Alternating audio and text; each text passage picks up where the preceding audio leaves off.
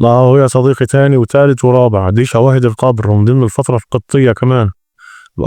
قدام حضرتك شاهد القبر اللي قبل سيدة ومعها ولد صغير من الفترة القبطية أهو، من العصر القبطي.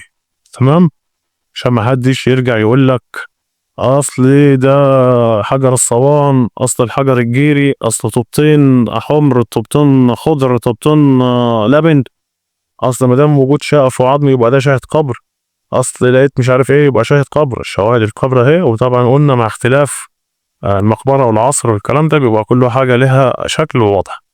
ده يا ابن عمي إيه اللي قدامك أهو.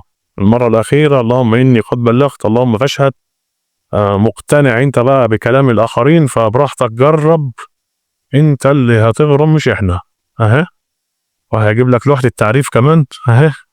شاهد قبر، شاهد قبر في لوحة التعريف للهيئة أو المتحف، إدارة المتحف حطاه.